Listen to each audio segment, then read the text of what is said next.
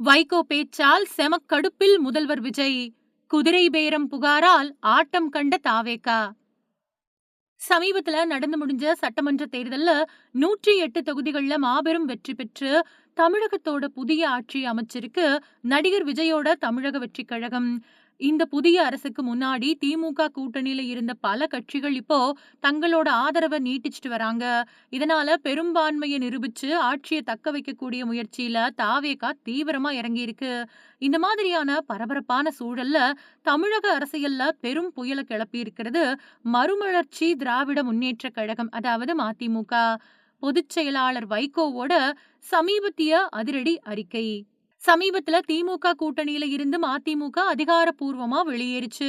இதை தொடர்ந்து செய்தியாளர்கள் கிட்ட பேசின வைகோ, திமுக சின்னத்துல போட்டியிட்டு ஜெயிச்ச 2 மதிமுக எம்எல்ஏக்களையும் தங்களோட பதவியை ராஜினாமா செய்யுமாறு முதல்வர் விஜய் கேட்டுக்கிட்டாரு. அப்படி ராஜினாமா செஞ்சா அவங்கள மறுபடியும் தாவேகா சின்னத்துல போட்டியிட வச்சு வெற்றி பெற செய்யத்தான் உத்தரவாதம் கொடுக்கறதாவும் விஜய் சொன்னாரு அப்படின்னு ஒரு வெடிய போட்டாரு. ஆனா தாவேகா தரப்புல இருந்து விசாரிச்சப்போ உண்மை நிலை வேற மாதிரி இருக்கிறது தெரிய வந்திருக்கு. கடந்த கால பேச்சுவார்த்தையப்போ மதிமுக எம்எல்ஏக்களை தாவேகா சின்னத்துல போட்டியிட வைக்கிறது பத்தி விவாதிக்க முதல்வர் விஜய் வைகோவோட வீட்டுக்கே நேர்ல போயிருக்காரு. ஆனா அப்போ வைகோ தரப்புல வைக்கப்பட்ட சில நிபந்தனைகளை தாவேகா தலைமை ஏத்துக்கல. இதனால அந்த பேச்சுவார்த்தை தோல்வியில முடிஞ்சு போச்சு. இந்த பழைய விவகாரத்தை ஏதோ நேத்து நடந்தது மாதிரி வைகோ இப்போ பொதுவெளியில பேசியிருக்காரு. வைகோவோட இந்த தன்னிச்சையான பேச்சு முதல்வர் விஜய கடும் அதிர்ச்சியிலையும் கோபத்துக்கும் ஆழ்த்தியிருக்கு. எதிர்க்கட்சிகள் தொடர்ந்து முன்வைக்கக்கூடிய குதிரை பேரம் அப்படிங்கிற குற்றச்சாட்டுக்கு தங்களால தகுந்த பதிலடி கொடுக்க முடியாத நிலைய வைகோவோட அறிக்கை ஏற்படுத்திட்டதாகவும் விஜய் நினைக்கிறாரு.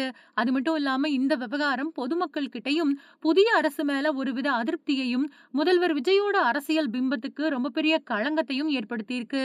வைகோவோட இந்த வெளிப்படையான பேச்சால விஜயே நேரடியா எம்எல்ஏக்களை ராஜினாமா செய்ய தூண்டினாரு அப்படிங்கிறது நிரூபணம் ஆயிட்டதால எதிர்க்கட்சிகள் துள்ளி குதிக்க ஆரம்பிச்சிருக்காங்க.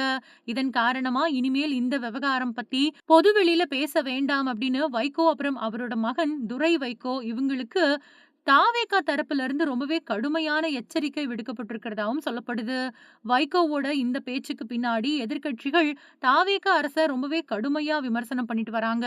சட்டமன்ற எதிர்க்கட்சி தலைவரான உதயநிதி ஸ்டாலின் திமுக கூட்டணியிலிருந்து கட்சிகளை தம் பக்கம் இழுத்து தாவேகா ஆட்சி அமைக்கிறத சாடி இது ஒரு சோஃபா மாடல் அரசு அப்படின்னு ரொம்பவே காட்டமா விமர்சனம் பண்ணியிருக்காரு.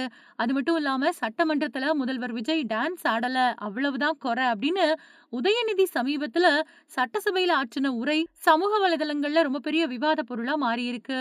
இன்னொரு பக்கம் அதிமுக பொதுச் செயலாளர் எடப்பாடி பழனிசாமி இந்த அரச பொம்மை குதிரை அரசு இல்லனா மரக்கால் குதிரை அரசு அப்படின்னு வர்ணிச்சிருக்காரு. அதிமுக எம்எல்ஏக்களை தாவேகா தரப்பு தங்கள் பக்கம் இழுக்க முயற்சி பண்றதாவும் ராஜினாமா செய்ய தூண்டுறதாவும் அவரு குற்றம் சாட்டியிருக்காரு. அமமுக பொதுச் செயலாளர் டிடிவி தினகரனும் தங்கள் கட்சியோட ஒரே ஒரு எம்எல்ஏவை தாவேகா அரசுக்கு ஆதரவு கொடுத்ததை தொடர்ந்து அங்க அப்பட்டமான குதிரை பேரம் நடந்திருக்கிறதா குற்றம் சாட்டியிருக்காரு.